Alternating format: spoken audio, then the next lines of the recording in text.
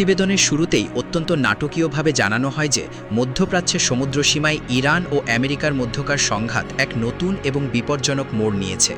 ইরানের শক্তিশালী আধা সামরিক বাহিনী Islamic revolutionary guard corps IRGC পারস্য উপসাগরে অবস্থানরত MSC স্যারিস্কা নামক একটি বিশাল কন্টেইনার জাহাজে ভয়াবহ আক্রমণ চালিয়েছে। এই হামলাটি কেবল একটি সামরিক অভিযান নয়, বরং ইরানের দাবি অনুযায়ী এটি তাদের জাতীয় মর্যাদার লড়াই এবং আমেরিকার আগের করা একটি অন্যায্য হামলার বিপরীতে একটি চরম ও বিধ্বংসী প্রতিশোধ। হামলার পেছনে সুনির্দিষ্ট কারণ বিশ্লেষণ করতে গিয়ে প্রতিবেদনে বলা হয়েছে ওমান সাগরে উত্তেজনার সূত্রপাত হয় যখন আমেরিকান নৌবাহিনী ইরানের একটি বাণিজ্যিক বাল্ক ক্যারিয়ার লিওন স্টারের উপর অতর্কিত আক্রমণ চালায়। দাবি করা হয়েছে গত শুক্রবার মার্কিন বাহিনী তাদের অত্যাধুনিক AGM-114 হেলফায়ার ক্ষেপণাস্ত্র ব্যবহার করে ইরানি জাহাজটির ইঞ্জিন কক্ষে সরাসরি আঘাত হানে, যার ফলে জাহাজটি মাঝ সমুদ্রে পুরোপুরি অচল হয়ে পড়ে। তেহরান এই ঘটনাকে রাষ্ট্র সমর্থিত সামুদ্রিক সন্ত্রাসবাদ বলে অভিহিত করে আন্তর্জাতিক মহলে তীব্র নিন্দা জানায়।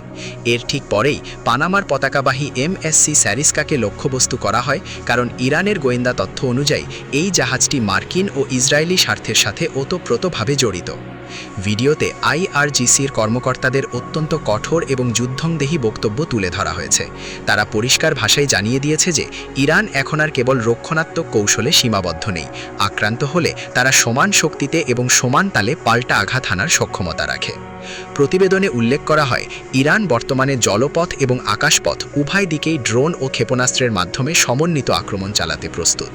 তাদের এই অভিযানের প্রধান লক্ষ্য হল দেশের সার্বভৌমত্ব রক্ষা করা এবং তাদের শহীদ নেতাদের যেমন কাসেম সুলাইমানি বা অন্যান্য শীর্ষ কর্মকর্তাদের হত্যার চূড়ান্ত বদলা নেওয়া।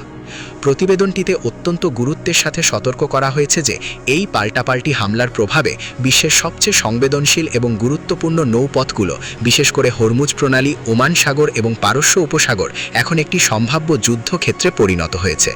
বিশ্বের মোট জ্বালানি তেলের একটি বিশাল অংশ এই রুটগুলো দিয়েই আন্তর্জাতিক বাজারে পৌঁছায়। ফলে এখানে কোনো ধরনের সংঘাত দীর্ঘস্থায়ী হলে বিশ্ব অর্থনীতিতে ধস নামতে পারে এবং আন্তর্জাতিক জ্বালানি তেলের দাম সাধারণ মানুষের নাগালের বাইরে চলে যেতে পারে। প্রতিবেদনের শেষ অংশে একটি ভয়াবহ যুদ্ধের পূর্বাভাস দেওয়া হয়েছে। IRGCর যোদ্ধাদের মনোভাব ব্যাখ্যা করতে গিয়ে বলা হয়েছে, তারা এখন দাঁতের বদলে দাঁত এবং চোখের বদলে চোখ নীতিতে অটল।